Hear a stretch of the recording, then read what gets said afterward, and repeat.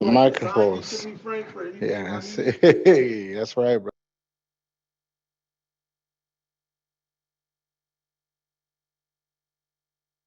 Okay.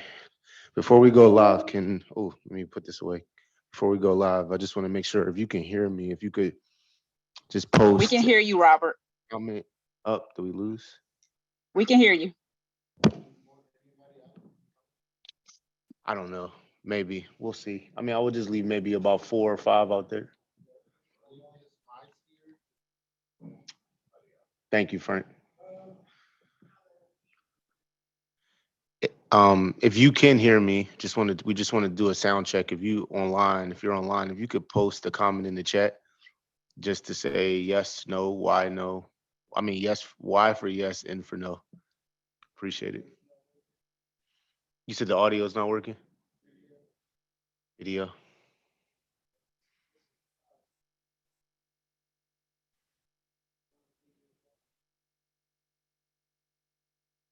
Okay. Just try to share the PowerPoint. They don't necessarily need to see me right now. And I see, okay, open up the chat for me. I just want to make sure people are commenting in the chat. You see it down the bottom? Okay, good. All right. Thank you for those responses. I appreciate it. There we go. Um, pull up the agenda first. So while we're getting the agenda pulled up, I just want to say thank you again for taking time out of your schedule tonight to attend the task force meeting for community health, wellness, and recreation. My name is Robert Gibson. I work for Vibrant Health, and I had the pleasure of serving as the health liaison on Mayor Garner's staff and also chairing this task force. Um,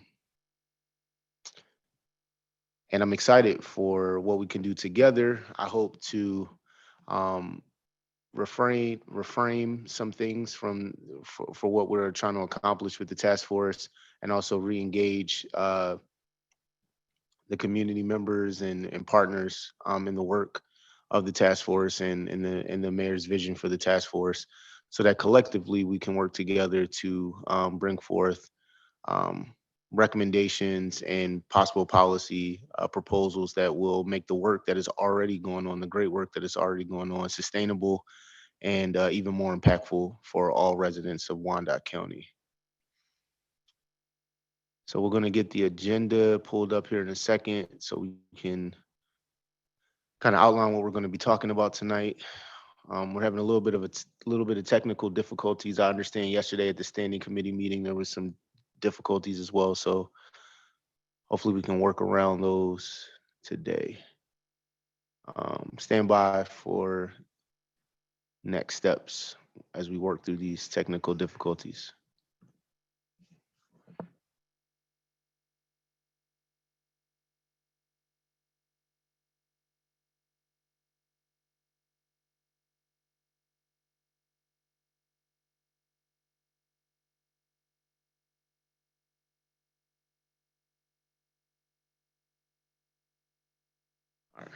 All right, so I think we can proceed. I think now we have the charter and also the agenda on your screen. So again, I like to get crowd participation, audience participation. So if you can see the screen, just to make sure we have everything.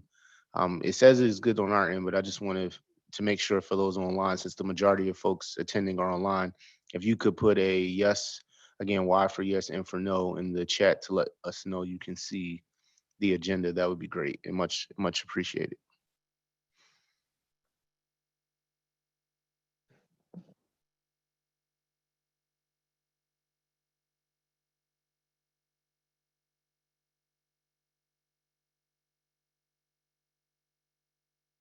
Okay, great. So it sounds like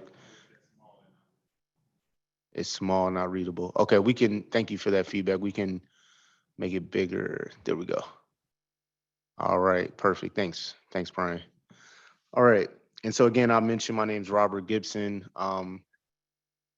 current co-chair for this committee also is Alma Lopez with the Wyandotte with the Community Health Council of Wyandotte County, and then also we're grateful for the assistance and support of AmeriCorps Vista Brian Perez, who serves as task force liaison for the mayor's office, and that makes up the team currently.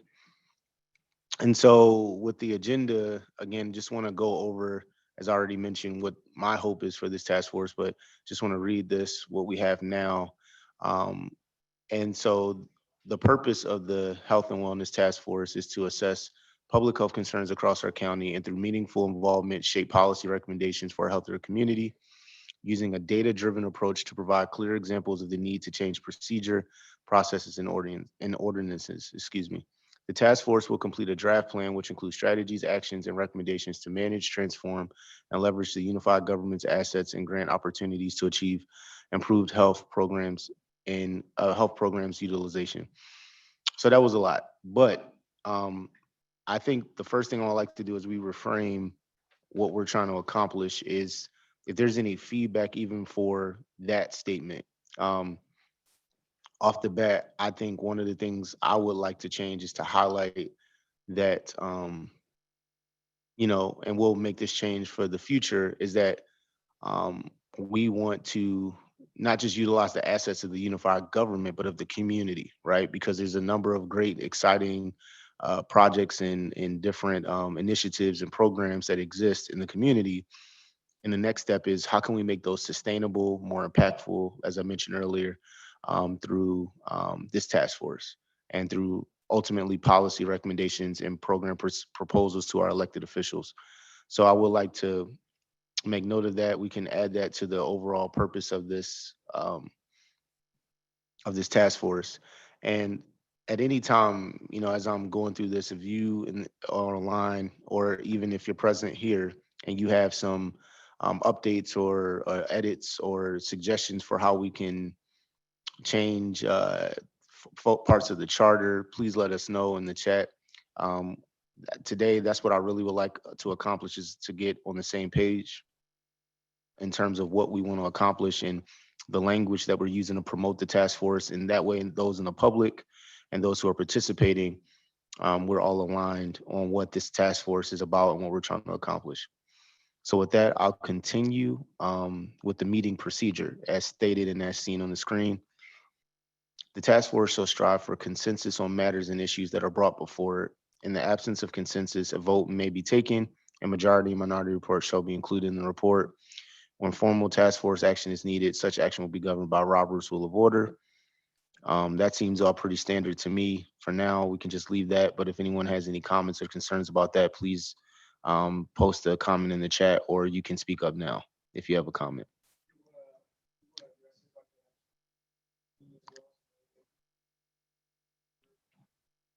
Sure, we can do that. I mean, depending on if we hopefully get as many people as I would like to get for these meetings, we may not be able to, go around and get everyone to announce themselves. But I guess with the smaller audience we have tonight, we have some time. We can do that. I'm okay with that. Um, and so, if you all feel like sharing or you're comfortable with doing so, or you're in a place to do so, if you would like to introduce yourself, you can do so at this time. Alma Lopez. Yeah, so we'll call your name, and then if you would like to announce yourself or say a brief introduction about your work and organization you represent, you can do so. So we'll start with Alma Lopez, co-chair.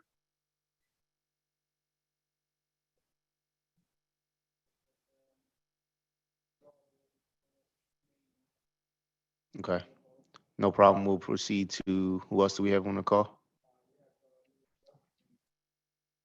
Say that again. I'm sorry. From what's the last name? Alyssa Marcy. Okay, Alyssa, would you like to announce yourself or introduce yourself?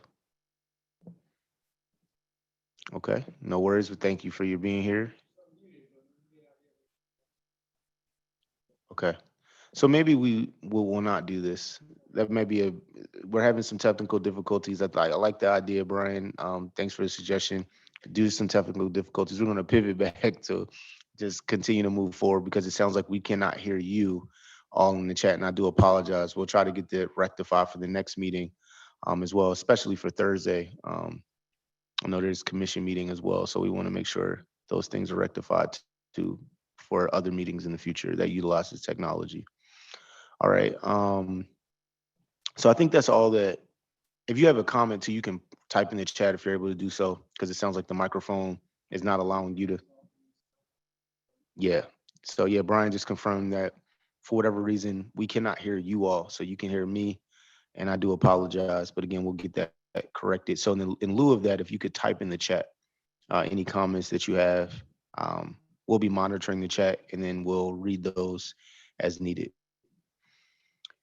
So for today, discussion topics, different things that we can talk about. I don't know if we're going to talk about all these things. These are just possible discussion topics for the first meeting, for the, I guess you could say not the first meeting, but the revamping of this task force.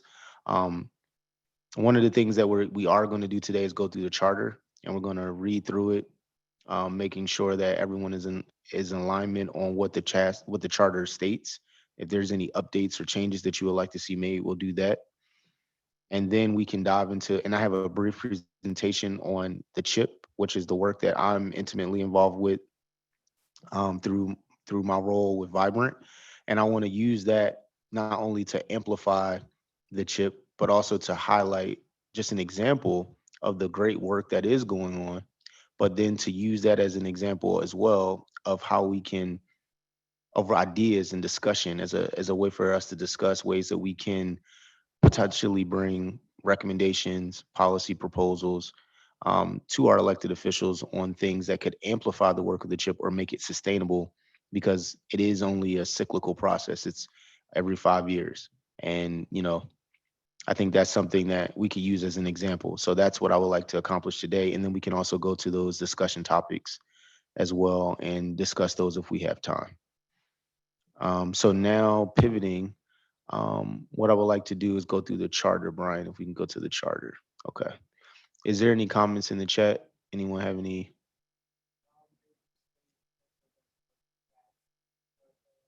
Yeah.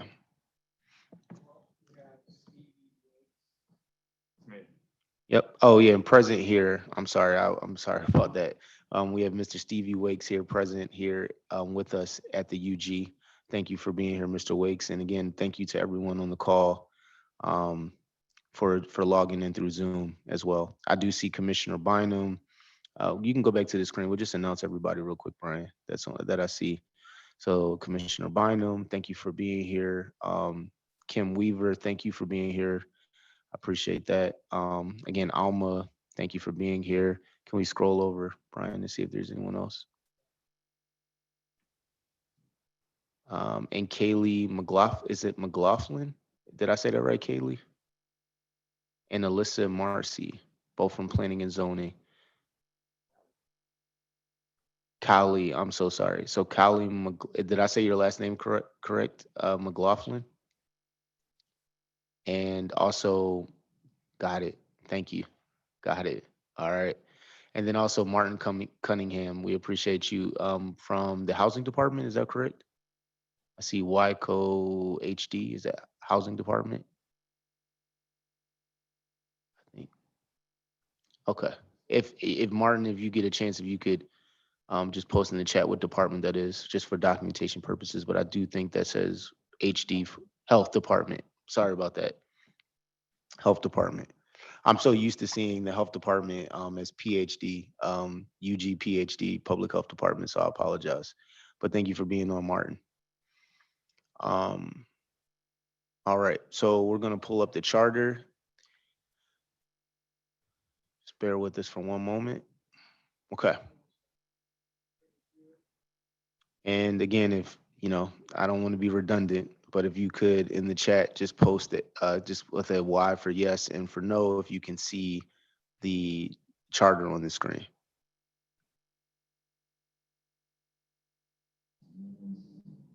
Okay, perfect. Thank you, Brian.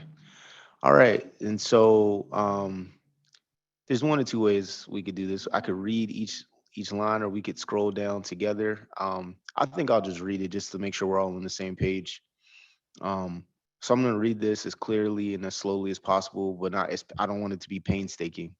So I'll try to get through this as quickly as we can, and you can follow along online. And if there's any, again, edits for each section, we can stop. So, for example, when I get to the end of design, if there's a comment or a possible edit, feel free to put that in the chat, and we'll take note of that in lieu of the audio not working. So you could just chime in live. So, again, we appreciate your patience. So we're going to start at the beginning. So the Health and Wellness Task Force Charter. So design. Wyandotte County is one of the most racially and ethnically diverse counties in America, and this diversity at times brings several challenges. COVID-19 and the impact of the pandemic has disproportionately impacted our local community, and this requires that we develop responses that are just as distinct. Racial and ethnic health disparities and inequities can only be eliminated if there is high quality information by which to track immediate problems and underlying social determinants, as well as to guide the design and application of culturally specific medical and public health approaches. As park and recreation are key to health and well being, we also strive to ensure that all people have access to these spaces, programs, and services that remain essential to community vitality and serve as a key factor in advancing health equity, improving individual and community level health outcomes, and enhancing quality of life. That was a mouthful. This committee is to explore all aspects of health improvement to include mental and addiction wellness and access to care and medical and healthcare services. Okay, so that's the first part. Definitely see some things we can improve right here. Um, some of the sentences are encompassing a lot of great information, but it is a lot in one sentence. So definitely think we should break some of that up. Um, and then also, I do like the part about the diversity of Wyandotte County and how that, can bring challenges, but also as a strength. I like that. Um, yeah, that's kind of what I see from this section. Does anyone in the chat have any comments or edits, or even Stevie here in attendance? Do you have anything? Any comments, Brian? Okay. All right. We'll just keep going. So task force purpose. The purpose of the Health and Wellness Task Force is to assess public health concerns across our county and through meaningful involvement, shape policy recommendations for a healthier community using a data-driven approach to provide clear examples of the need to change procedure and processes and ordinances. The task force will complete a draft plan which includes strategies, actions, and recommendations to manage, transform, and leverage the unified government's assets and grant opportunities to achieve improved health programs utilization. Okay.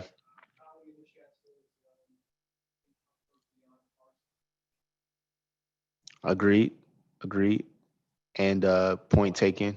And we can, again, I think that sentence says a lot of good things, but it does have a lot of things kind of put together. So thank you, Callie, for that comment.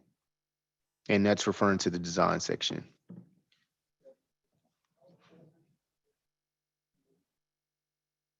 Absolutely. I like that. Um, yeah, there's so much that we could talk about when it comes to community health wellness. So definitely, and recreation as well. So I definitely agree. We don't want to uh, be too general, but also we may not want to be. We want to be specific in what we're defining, but also maybe not um, so specific that we have to list out each and everything as well. So I do agree with that though. That comment. Um,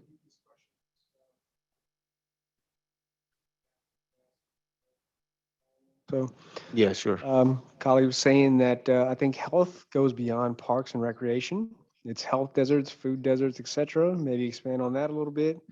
You did go ahead and give your suggestions. If anybody else has anything in response to that, um, feel free to share them in the chat. Okay. Thanks, Brian. Okay. Anything related to the task force purpose section? And again, I understand because we're having to type, I'm not a fan of typing either. I would much rather vocalize. So I appreciate you all and your patience and willingness to engage. But I do want to make sure we at least go through this one time so that way If there's any changes that we do identify, we can make those edits and get back to everyone before the next task force meeting with revisions so that we can adopt this charter and vote on it so that it is voted on by the members that are present. All right, so we'll keep going. Do we have, and Brian, if you do have any questions that get posted, please let me know. When I get to the end of the next chapter, we section, we could just interject. Oh, press the button.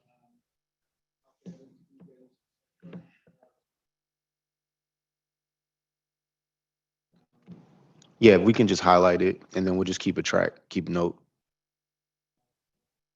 Okay. Oh, thank you, thank you. Yeah, we'll just highlight it so everyone can stay follow along.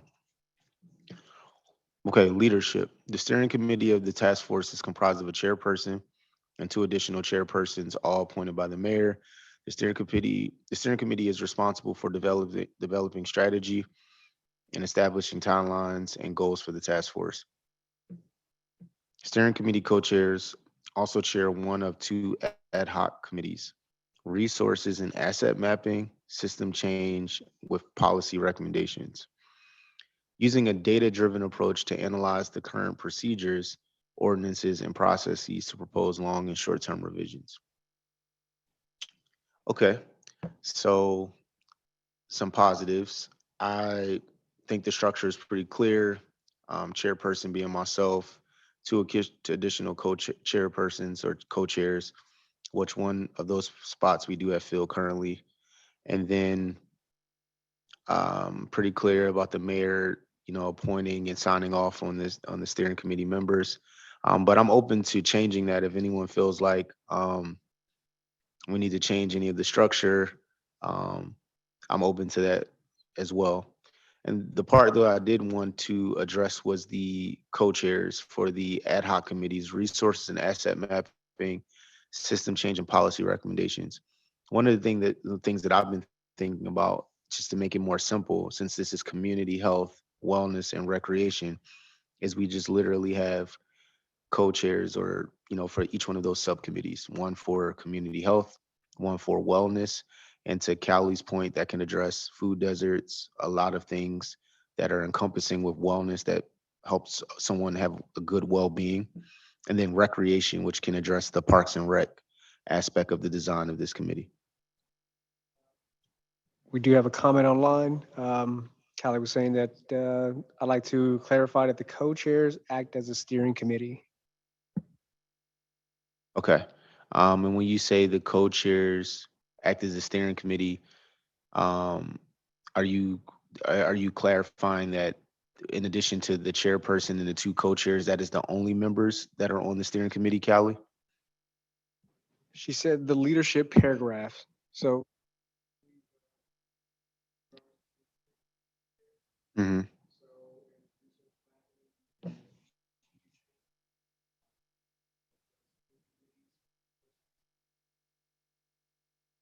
You might want, you gotta turn your mic on too if you wanna, so people can hear you as well. well, I think I was she was, typing, sorry.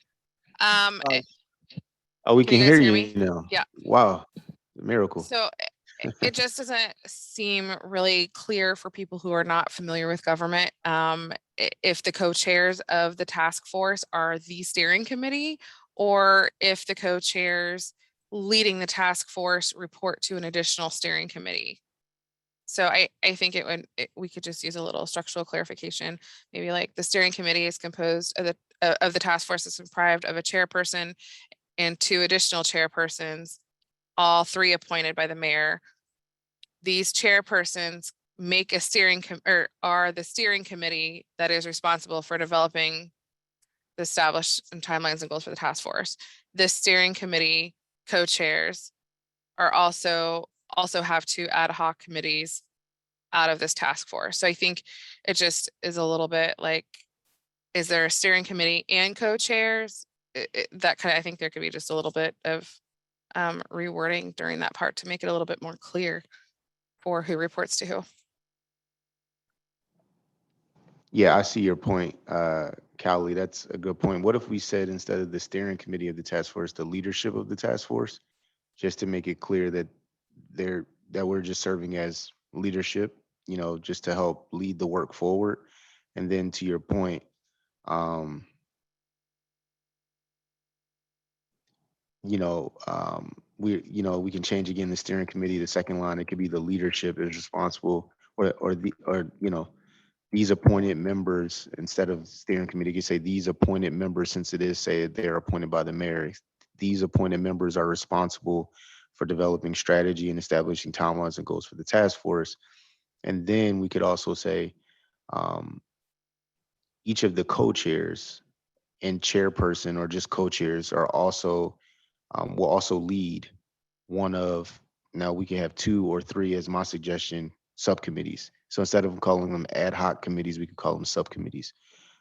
Callie, what is your thoughts on that? I think that's good. I think it might be a little bit confusing to people. Like, is this an actual steering committee versus like a standing committee versus Mhm. that might kind of add some clarification to make those revisions.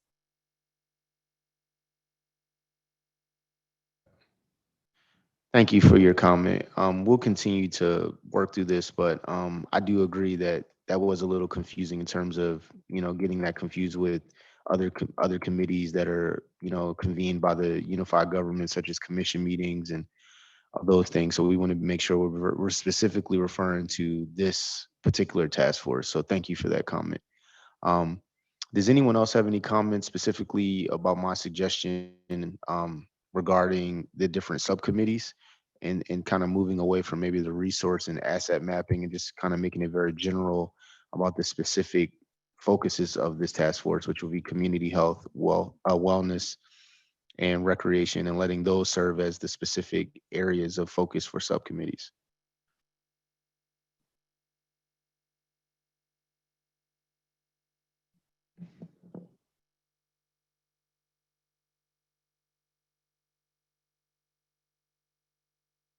Okay.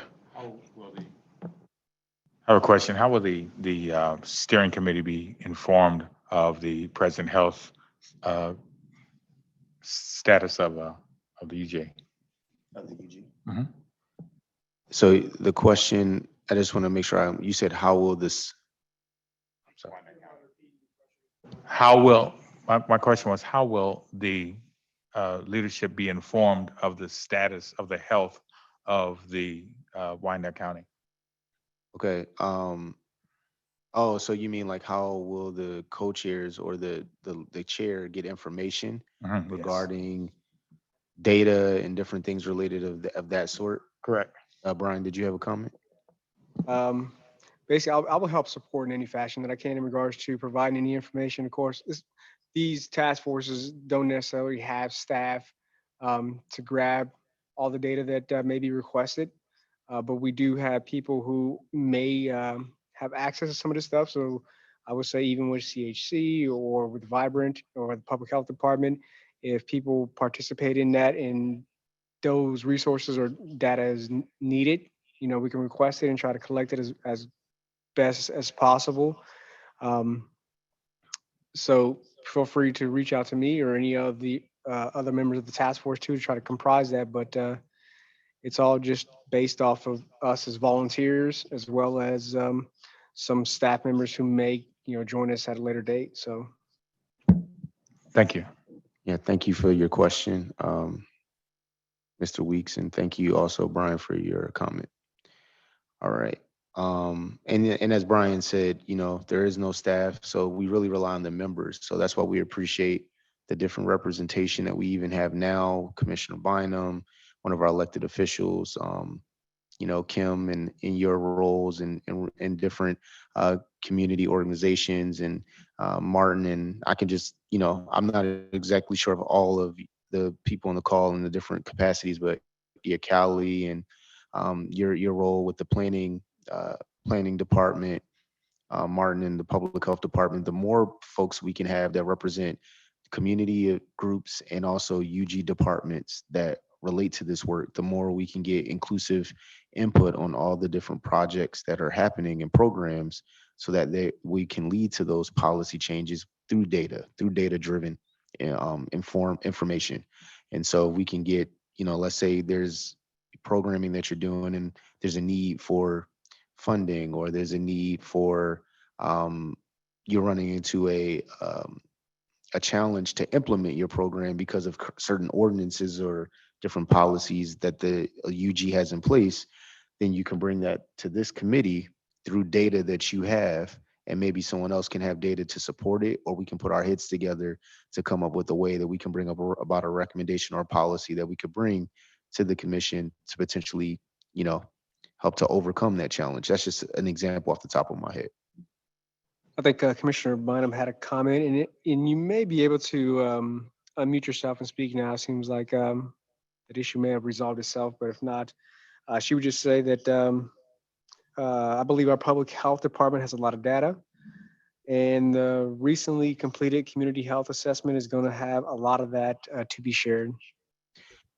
Yes, Commissioner Bynum, that is true. And I'm actually going to talk about, perfect, again, thank you for mentioning that, the current community health assessment and the CHIP.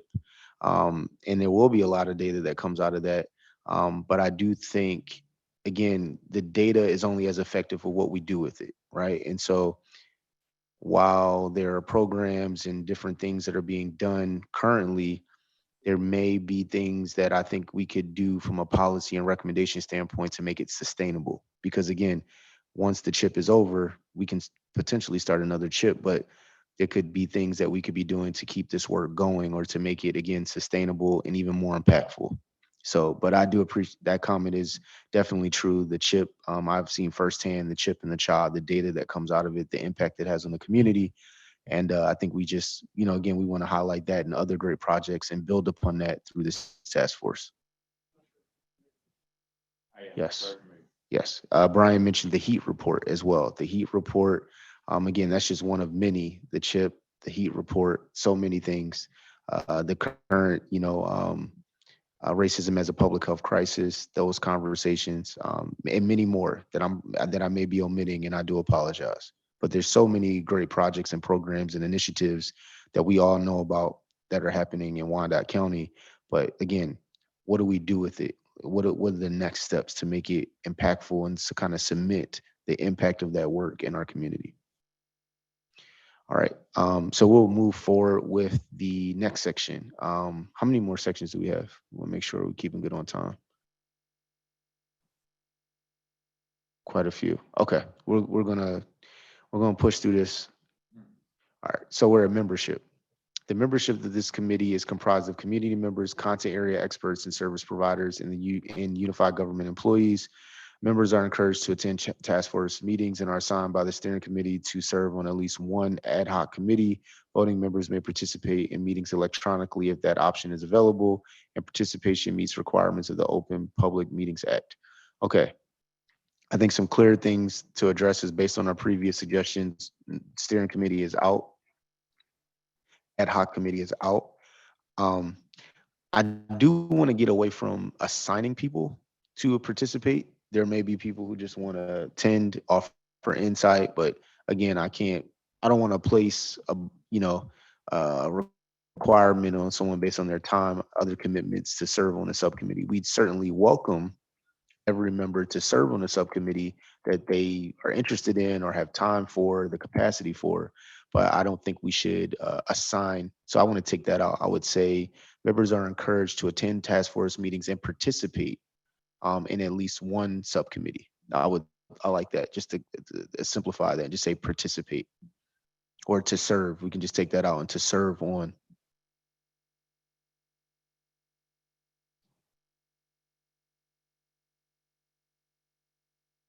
You can take the leadership part out. So it's just literally, yeah.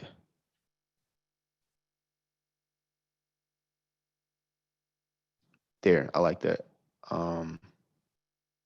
Everything else seems in order to me. Are there any comments, objections, possible edits before we move on? Hearing none, going once, going twice. Anything in the chat? All right. So we'll keep moving. Okay. So, we need to change that. There's a typo, chair and co-chair. You see that, the title?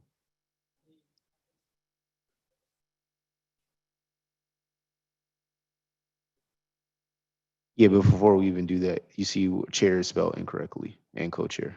We'll just change that.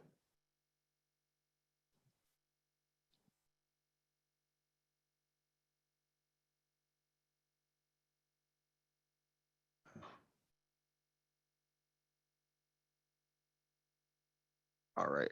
And to your point, Brian, we may decide to take it out. I just want to at least read it just to see what others have to think, what others have to say or think about it. All right. So chair and co-chair roles, responsibilities. The mayor designated 3 voting members of the task force as chair, co-chairs. The role of the co-chairs is to preside over task force meetings, work with the project lead and facilitator to develop meeting agendas if necessary, appoint subcommittee members, see committees, and serve as spokespersons for the committee. At least one of the co-chairs will attend each meeting. So I do think it does go into a little bit more detail about, like, I like the at least the last part, at least one co-chair will attend each meeting, just to kind of define that. Um, the other parts, I do think we need to dive into a little bit more. So the mayor designated 3 voting members, so we can take out the voting member part because it's really, we're gonna open it up to everyone to vote.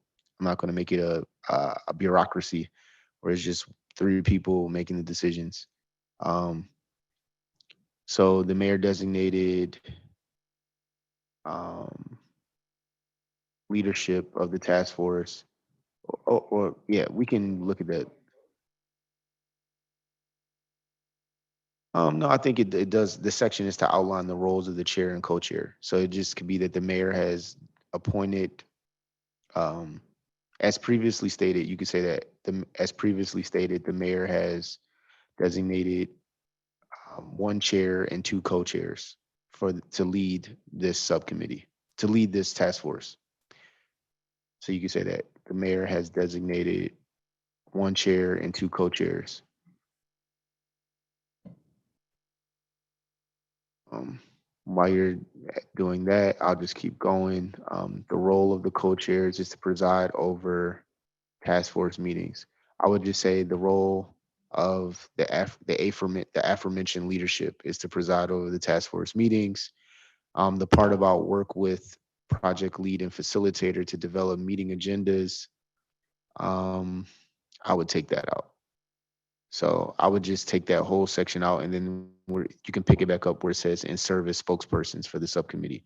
So the role of the co-chairs is to preside over the task force meetings, and you can just go straight to "in service spokespersons for the task force." Yeah. So from all the way from work to where you see committees, you can just take all of that out.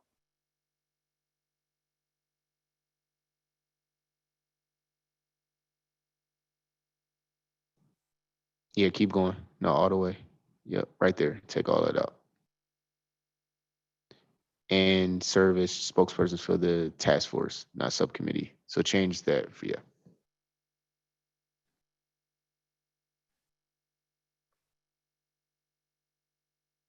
All right, thank you, Brian.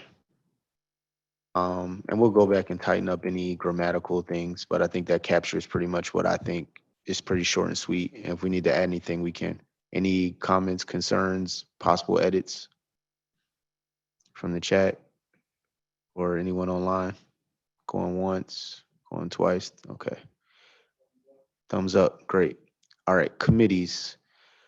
Committees may be appointed by the co-chairs to advance the work of the task force. The purpose of the committees is to carry out the work for which they have been formed and to make recommendations to the full task force. The co-chairs of the task force shall appoint committee chairs to be selected from the task force members of the committee. No more than 7 voting members of the task force may participate on the committee. Committee chairs are responsible for reporting on committee activities to the full task force. So just going right from the top, first sentence, committees may be appointed um, by the co-chairs to advance the work of the task force. Committees, I'm not exactly sure what. So I would just say, you can just take out that first sentence. We just go straight from the purpose of the committees. And I would even change this title as subcommittees. So we're going to say subcommittees. So I think that's the structure we're moving towards, task force with subcommittees. And you won't put a hyphen in between sub and committees. Thank you. The purpose of the subcommittees, you want to add that to before committees. is to carry out the work for which they have been formed and to make recommendations to the full task force. The co-chairs of the task force shall appoint, so they won't appoint chairs, they will serve as chairs. So the co-chairs of the task force shall serve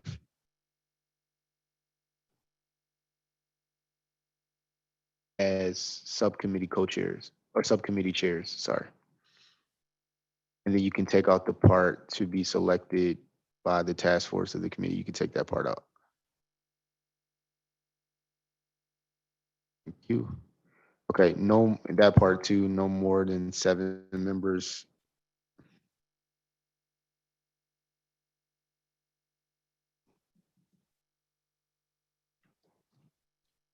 Yep. I'm sorry if And I missed then- this, but did we talk about who is a voting member? Or is that something we're getting rid of? Yeah, we're getting rid of. Thank you, Callie. Okay, We're- perfect. Thank you I was so like, wait a much. minute. Yeah, no more voting. We'll vote as a group. So subcommittee chairs are responsible for reporting on committee activities to the full task force. I like it, short and sweet, straight to the point. All right, does anyone else besides Callie? We had, thanks Callie for that comment. Any other feedback, edits before we move on? All right, going once, going twice. All right, moving.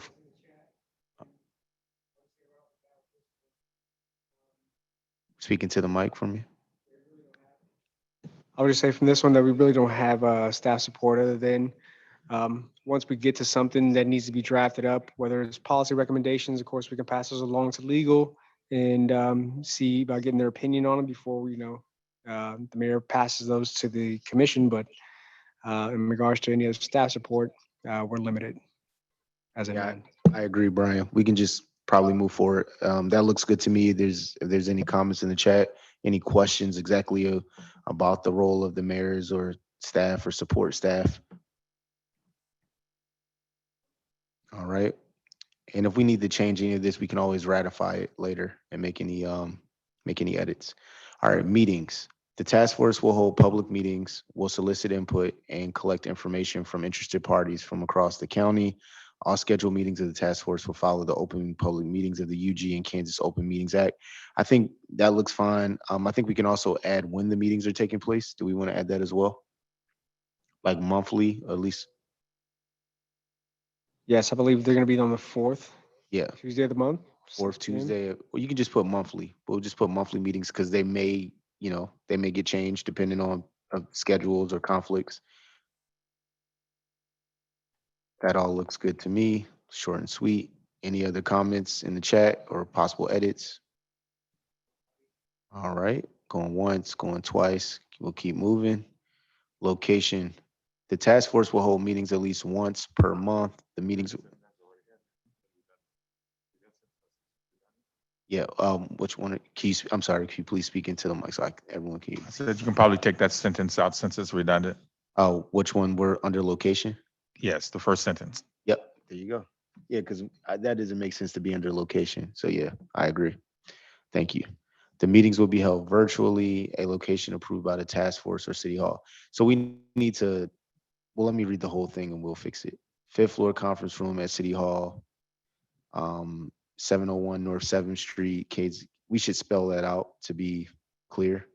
66101 in other areas throughout the county when necessary at locations to be determined.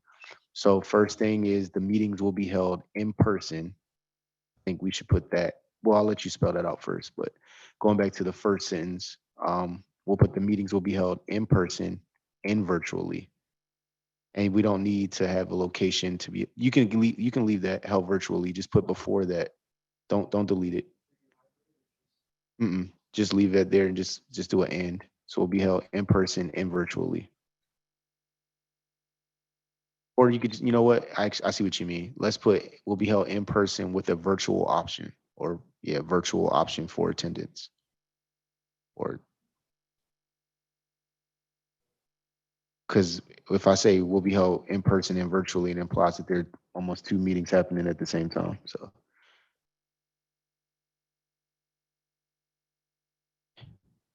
a virtual option for participation. And then the Why? location, Mhm.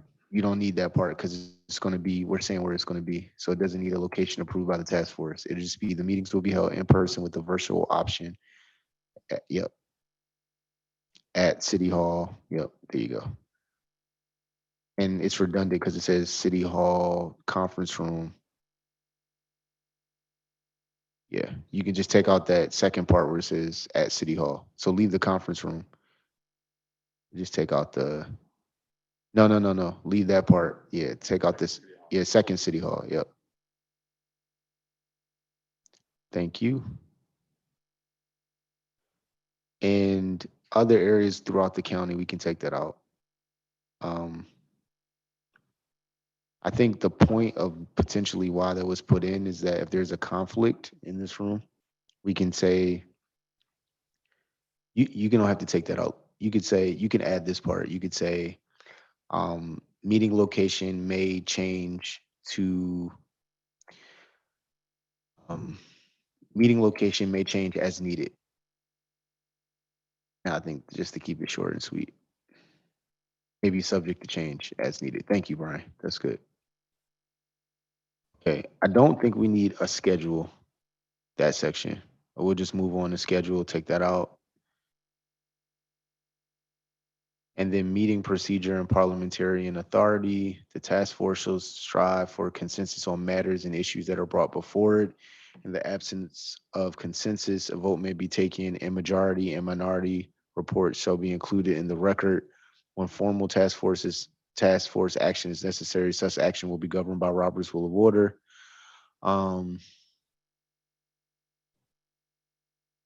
That's fine with me. Very technical, but I don't think it's a problem. Anyone else have any comments about that?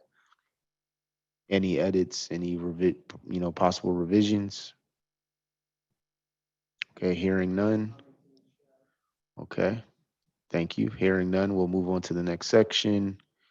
Compensation of members, all members of the Robert, there task actually force. was a question in the chat. Okay, thank you, Kim. Sorry, what was Martin asked simple majority.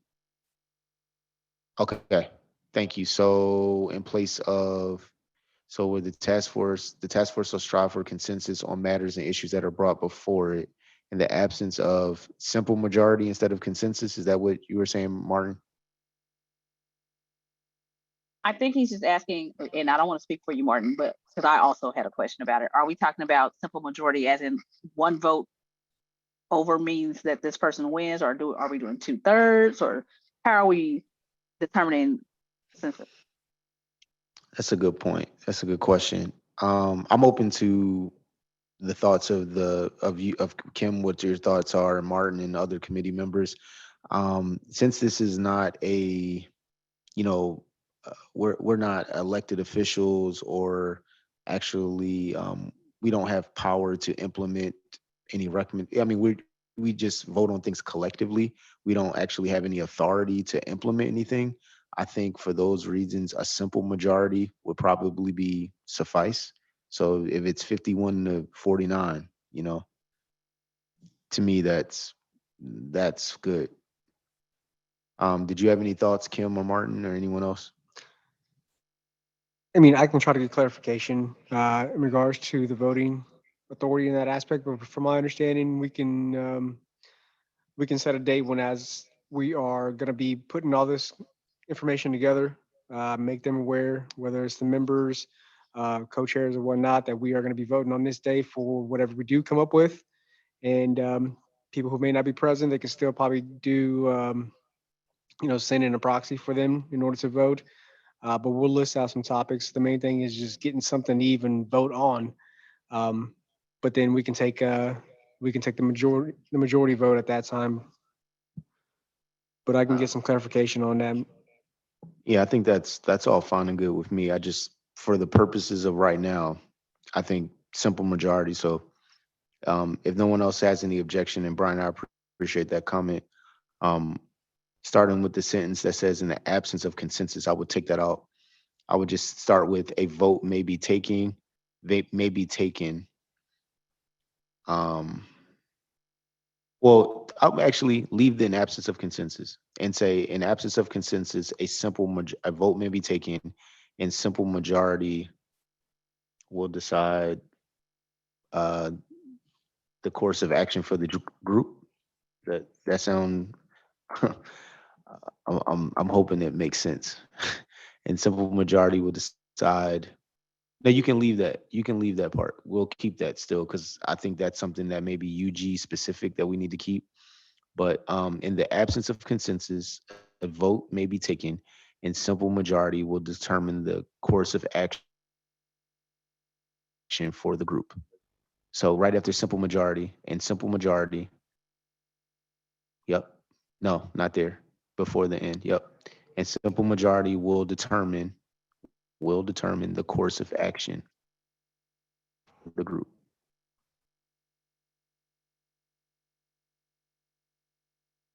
Then you can put a semicolon. You can say, since that was included, since we need to document everything, Big Brother is always watching. No, I'm just majority. You can put a semicolon, and then you can just say majority and minority report shall be included in the record. So just add majority at before the end. No, before yeah. Well, yeah. Majority and minority reports. Yep. Thanks, Brian. And I like the way everything else reads. Let's read it one more time for clarity. The task force shall strive for consensus on matters and issues that are brought before it. In the absence of consensus, a vote may be taken in a simple majority. And a simple majority will determine the course of action for the group. So we're right, yeah. A vote may be taken in a simple majority.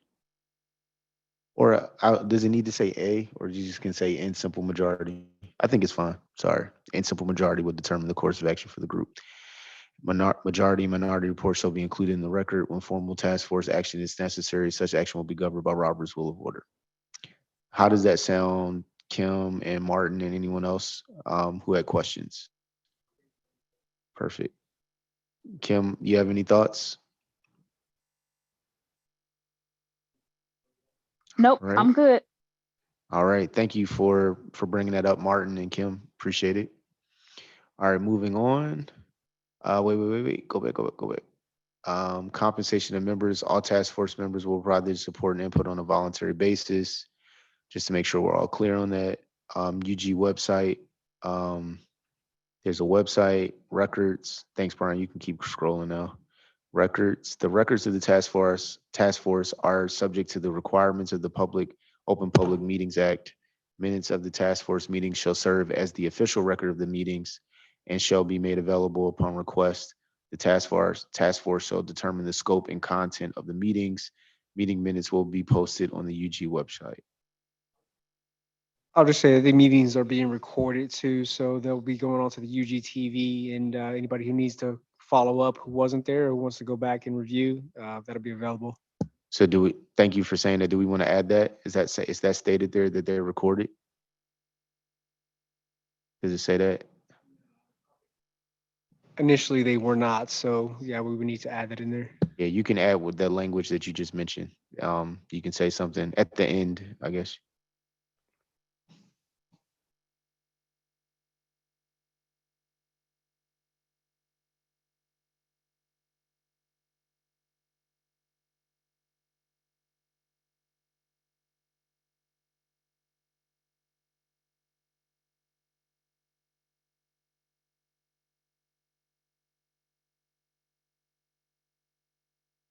Thank you, Brian.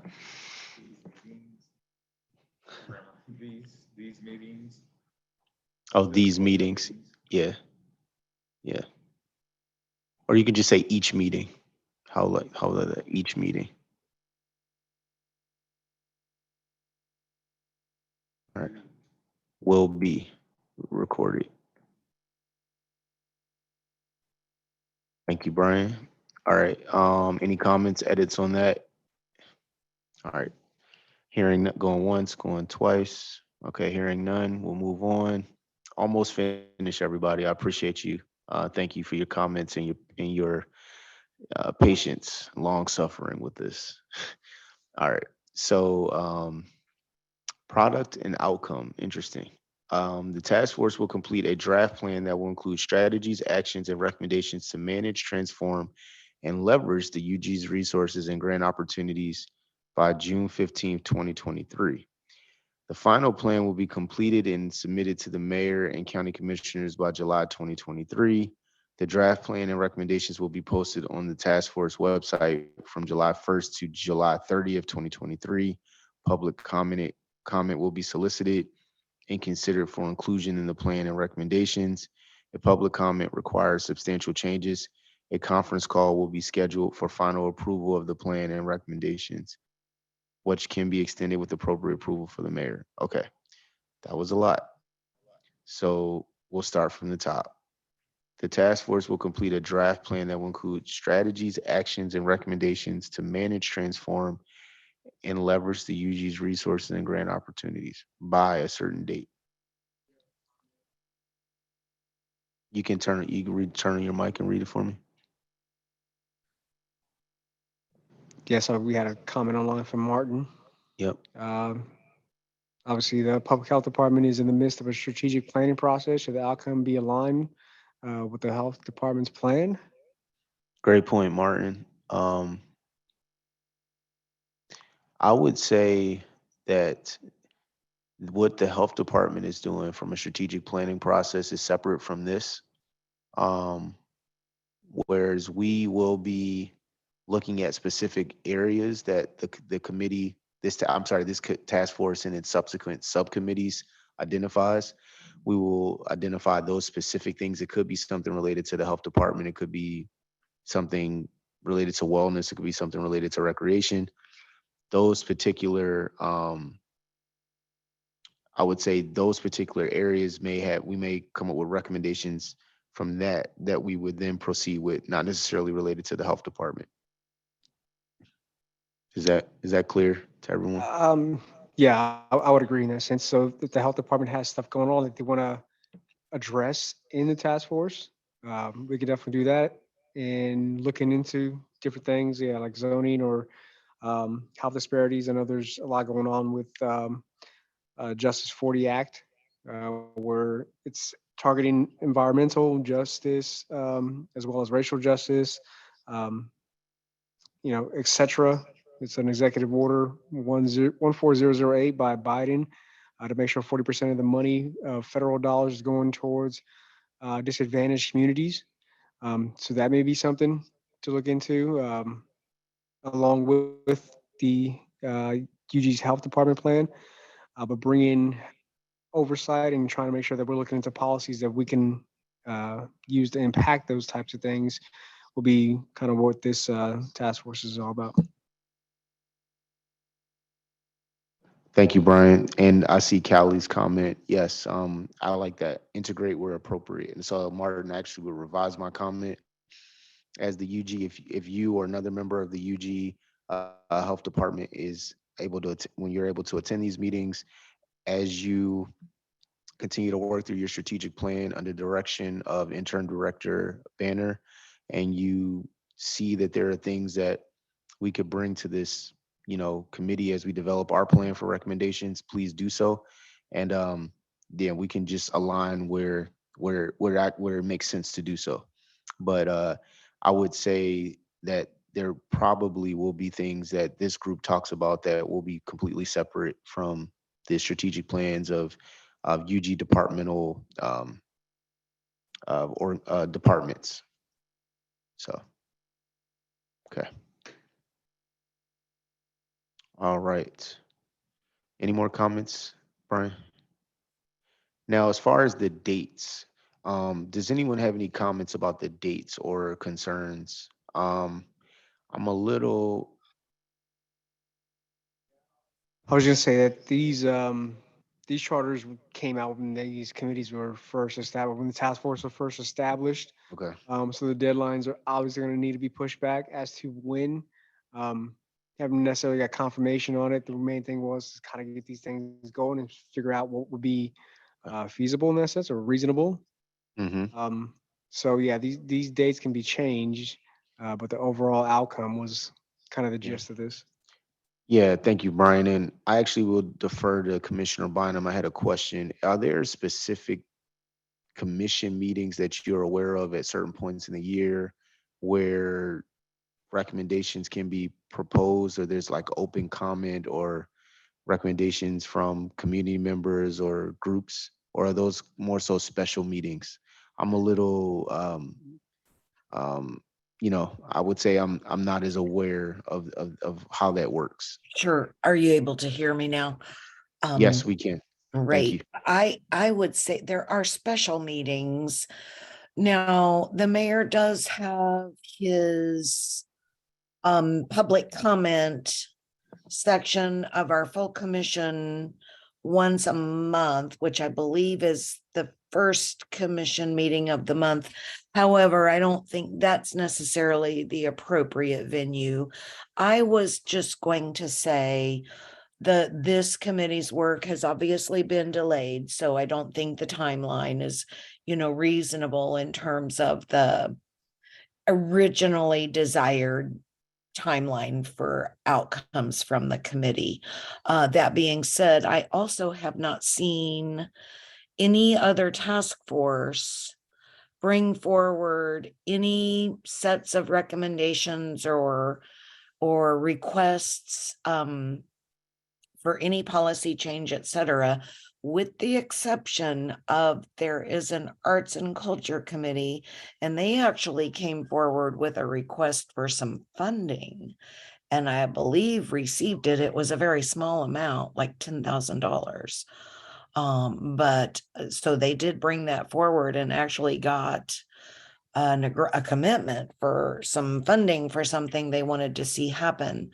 So it's my thinking that whenever this group has something to bring forward, all we would want to do is bring it to the mayor and request agenda time or a special session. I hope that makes sense. Yes, that makes very clear sense to me, and I agree. So what I would actually say with those comments from Commissioner Bynum, and again, we appreciate the input and insight.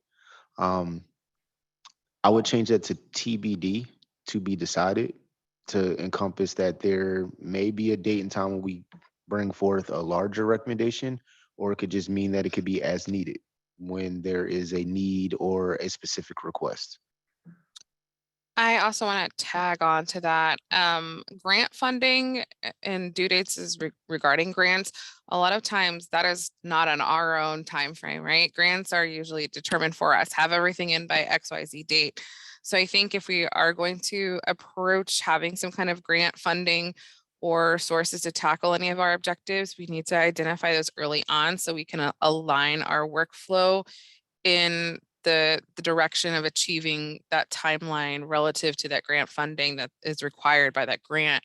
Additionally, there is kind of some informal, there's like an informal group of people who are tackling grants from each department. So we can kind of divide and conquer, make sure that we're not double working and applying for the same grant and things like that. So if we are looking to apply for grants, I think we need to identify those early on so we can strategize around that grant application, and just to coordinate that grant application with the other grant task force, although as informal as it is, to make sure that we're not already doing something towards it that we don't have to double dedicate resources to or could be supportive of, and B, to make sure that we can add that to the list of what we're already trying or what we are trying to accomplish if it's a new item.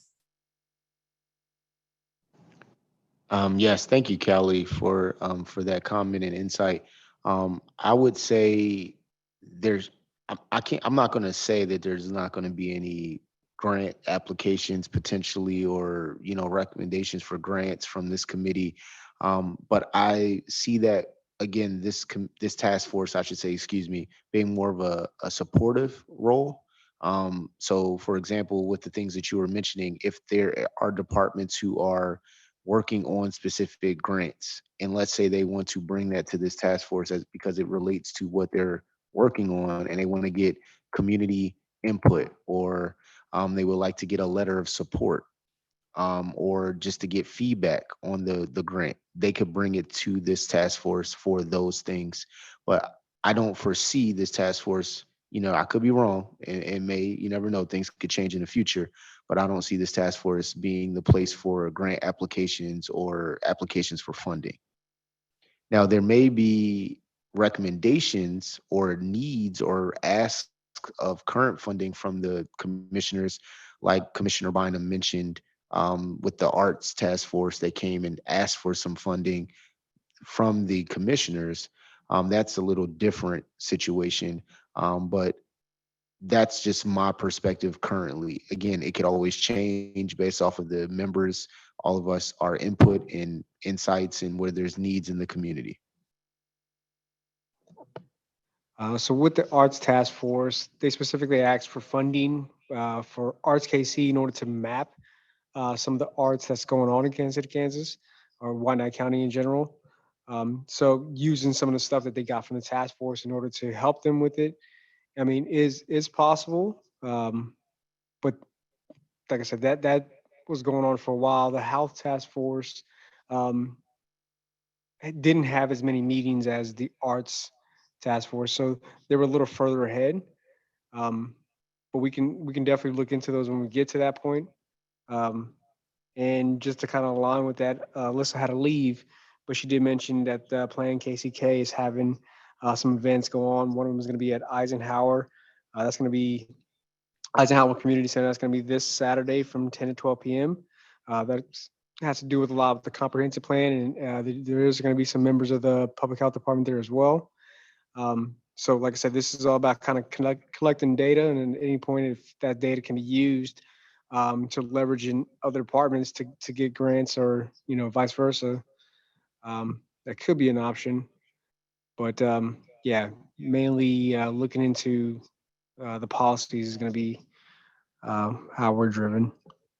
Yeah, thank you, Brian. I appreciate that clarification as you do work with all the different task force. And so we are grateful to have you, that continuity that you provide because of the work that you do with each task force and being able to give those insights. So thank you for that. And Alyssa, I'm not sure if you're still on, but thank you for posting the comment. We'll, um, I'm not sure if this is being promoted through the e-newsletter, but I think it would be great to, Brian, if do you know how to connect this to Crystal McFetters and um, to get promoted on the e-newsletter? I think that would be great to promote that so that folks know about it and so on the calendar. I know Crystal likes to get those. Today would have probably been great, but if it's not already on there, at least we can send it to her today and maybe she can get it added by tomorrow. So, because it comes out every Thursday. So, um, yeah, and I think this task force is designed to be a place where people can either bring things that they're working on, like these sessions, and get buy-in from other folks in other departments related to this work, or we ourselves can bring up recommendations as well, that we can bring to the commission as well, or needs, or recommendations or ask of for funding or different things of that nature. So. To your point, yeah, we were able to connect this with communications. One thing that we have coming up is going to be the sustainability task force that's going to be held um, May 17th. And that's going to be in conjunction with another planning sessions from Plan KCK at the South Branch Library in Argentine. And then also we have the Criminal Safety and Justice Task Force tomorrow being reestablished to kind of go over their charter to relaunch them.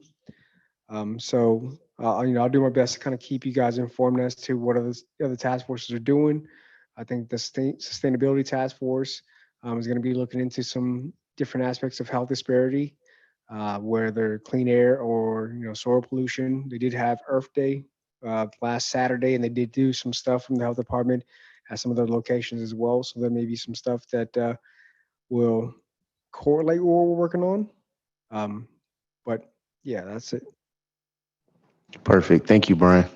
Um, looking at the time, I know I want to get to the chip presentation. With this particular section, I think we've addressed some of the things with the to be decided, at an appropriate time. We're not going to have any specific deadlines.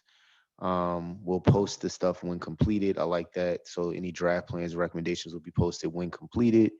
Um, yeah, I think that looks pretty good for right now. If everyone wants to kind of give it a quick glance over, if there's any glaring things that we need to edit or change, we can do that. And I would open back up for comment. But if there's none, we can then move on and complete the charter.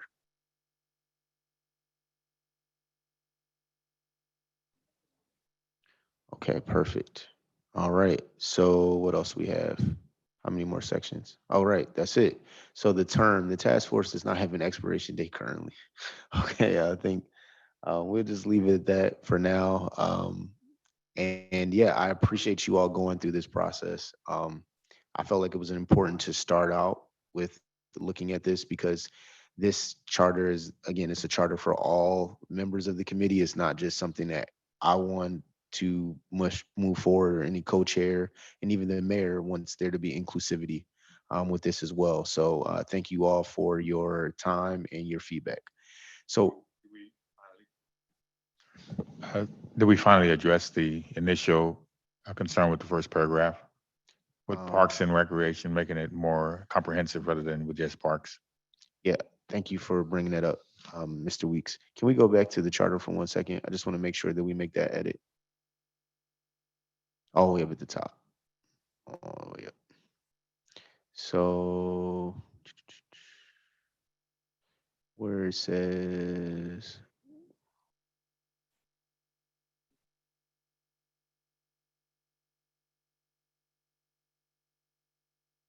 yeah. So I think we'll need to make some, so we're not going to vote on anything now. So we're highlighted that section. We'll make some revisions, bring it back, and then we'll talk about it at the next meeting. Sound good? And then we'll hopefully have this ready for a vote. And hopefully at that point, we can have some more people as well, because I know this was the first one and we could have given a little better notice as well. So that's, I take responsibility for that. But we'll vote on this at the next one. Sound good? All right. So really quickly, I just wanted to briefly bring up this chip presentation. And so actually the public health department is going to speak on the chip and the CHA, I should say the CHA, on Thursday at the upcoming commission meeting. So I'm not trying to steal thunder from anyone with that. This is just a presentation that we've given out. I'm not giving out. We've actually presented at other community meetings. So I'm just presenting this to you all. Some of you may be familiar with the chip and the different things of the chip and the structure. It's just very general and kind of shows you the structure and how the previous chip relates to the current CHA, which is the community health assessment. So this may be redundant for some folks. I'm sure specifically for Martin, because you work at the health department, this may be redundant for you. But I want to use this as an example of something that we could bring, like every meeting. It would be nice to maybe bring a small presentation from a particular effort or program or initiative in the community that would educate folks on the work and then potentially be used as a topic of discussion for whether it's recommendations, ask of the commissioners, or just community engagement, which is what my focus is today with the chip, is to highlight where there could potentially be community engagement and buy-in from the community, specifically members of this task force with upcoming things related to the chip. So with that opening statement, Brian, if you can go to the next slide for me. And so just acronyms. So we use a lot of acronyms in public health. So we talk about the CHA and the CHIP. So you can't have a CHIP without a CHA, right? And so the CHA is the community health assessment. The CHIP is the community health improvement plan. There's also the other CHIP, which is the children's health insurance plan. There's, if you've heard of that one, some people may be more familiar with that. Thank you. All right, so this is, today's presentation is just to describe the community health assessment, the CHIP, what they are, and the structure and the model for implementation. So very basic and general overview. So this all hands on deck slide is just basically focusing on the fact that health is not just physical. There's so many different factors that fit in that impact our health. And essentially that's what this task force is representing. Community health, wellness, and recreation all fit within that, but there are a lot of other things that fit within that as well. The government, business and economic development, philanthropy, education, housing, healthcare. These things all fit within the context of a foundation for health and impact the health of all people, including Wyandotte County residents. And so, what the community health assessment attempts to do is to take a comprehensive assessment that helps us understand the health status of a community, analyzes challenges and community assets. So, looking at the different things that was on the previous slide, understanding how those things impact the status of the health, the health status of the community, and understanding how there potentially could be challenges related to each of those sections, but also assets as well that can help the community and improve the health and well-being of all Wyandotte County residents. And so the community health improvement plan is taking that information and turning that data into action. And so data and feedback from the CHA informs the community health improvement plan, which is the CHIP. A CHIP establishes shared community goals and strategies. So again, you take the data that was presented, that could be from any of those areas that I mentioned in the beginning that inform and impact our health. And then from that, you do the CHA where you get feedback and input that says, okay, these have more of an impact, these are challenges, these are assets. And then the next step with the CHIP is to say, okay, we're going to move forward collectively with a shared vision and goal and strategy on how we're going to address those things that were mentioned in the CHA. And so with that being said, by using used by the community to align resources, increase coordination, and collaboratively implement policies and programs that improve health outcomes. That's the point of a CHIP. We want to see these things happen. We want to do something with the data. And so the cycle for this connective process from a CHA to a CHIP is you start at the top. You have the CHA, which is the assess and understanding of the data. Then you have the prioritization and plan of the CHIP. You have the implementation alongside community partners, and then you have a period where you monitor and evaluate. And that's kind of where we are right now. That's exactly where we are right now, where we're monitoring and evaluating the end of the current CHIP, which is in year 5, and we're planning for the next CHIP with the start of the current CHA. And so these are the priority areas that were identified of the previous CHIP. Some of you may already be aware of these things. Those 4 priority areas from the current CHIP that were identified from the previous CHA, because again, you can't have a CHIP without a CHA, were the jobs in education as a priority area, healthcare access, safe and affordable housing, and violence prevention. And at the bottom, you see these 3 terms: poverty, racism, and ACEs. ACEs stand for adverse childhood experiences. And these are the lenses that we're looking at when we look at all those different priority areas. And so the way I would describe this is like putting on a pair of glasses, essentially. The glasses help you to see what's in front of you in the landscape around you. And so these particular these lenses, poverty, racism, and ACEs, have been identified as things that impact all of the other things in our foundations of health, all those other things we talked about: education, healthcare, transportation, all that first slide. And so with that being said, when we went through the CHA, the community health assessment, to identify these areas, focus areas, we realized that these particular lenses, poverty, racism, and ACEs, were going to be things we needed to be mindful of as they impact the work that we're trying to do through the CHIP in these particular priority areas. So I hope that makes sense. And so again, right now, the implement alongside community partners is where we currently are with the current CHIP, but we're moving towards that left bubble, the lighter blue bubble, where it says monitor and evaluate the CHIP and CHA. And so coming to the end of this, this is just a general reminder of how it's set up. The CHIP has a steering committee that leads the work, overarching leadership for the CHIP.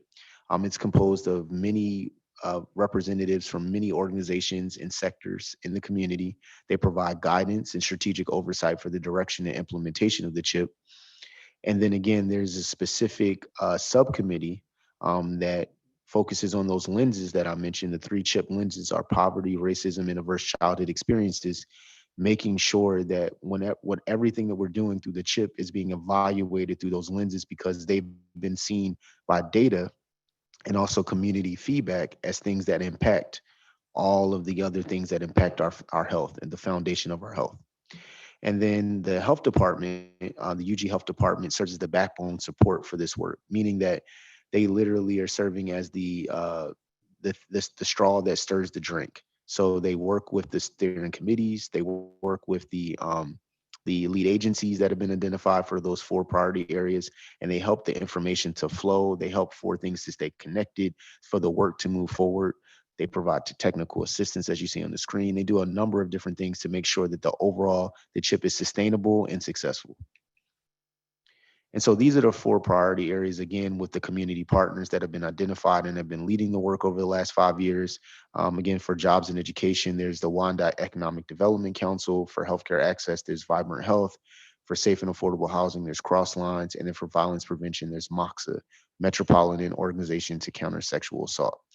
And so each one of these particular lead agencies, there's strategies for each one of these focus areas, and those focus areas then have subcommittees that help to work on those specific strategies so that you're overall impacting that specific area. So for example, healthcare access, there's a subcommittee to address the strategy around for healthcare funding, which is more health insurance based. So we have subcommittees and task force that are focused on Medicaid expansion, Medicaid re-enrollment, which is a hot topic right now because Medicaid unwinding is happening in our country, not just in the state of Kansas, but our country.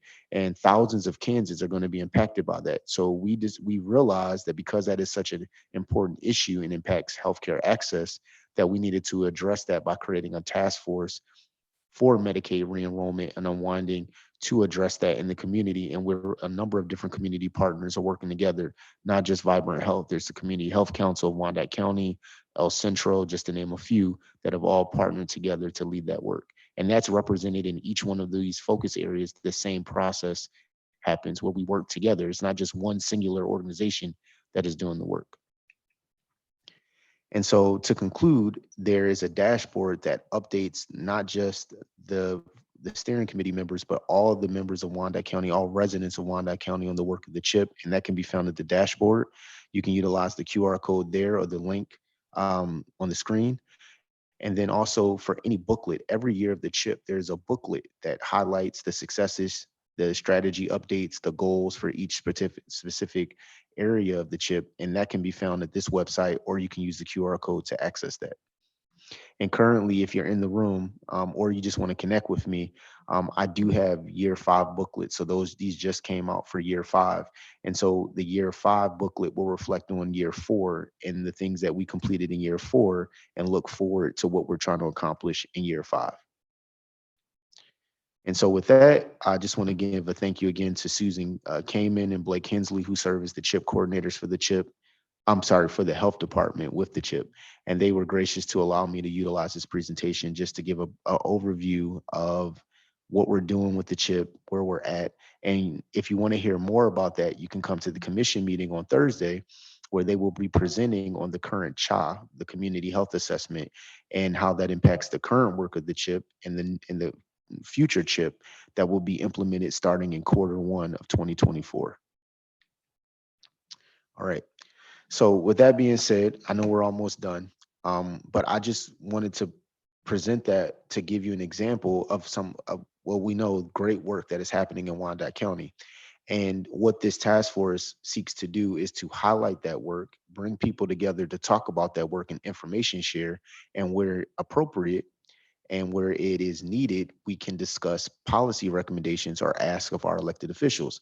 So let's say, for example, the CHIP was not making a presentation to the commissioners, and some folks were like, hey, this is great work that's being done. We should bring this up to the commissioners so they know about it. This task force can then serve as a vehicle to ask, as Commissioner Bynum said, to have a special session with the support of the commissioners to have that be presented. So that's just an example of one of the things we can do.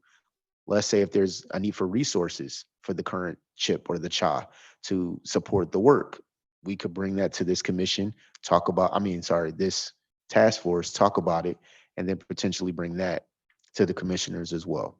So I just wanted to, again, not only highlight the CHIP, but just use that as an example, again, of a great resource that is happening in our community that this task force can help to amplify, support, and even develop recommendations and policies to make it even more impactful and sustainable. So with that being said, I know I talked for a long time. Are there any questions that anyone has about the CHIP or just the vision of this task force moving forward? And you can unmute yourself, you can type in the chat, anything.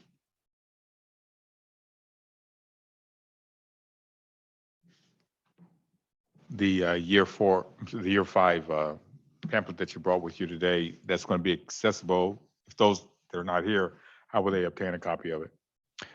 Great question. So if that PowerPoint that I had, the QR code that was on the screen to the reports, they can just go to that link, or they can just do the QR code.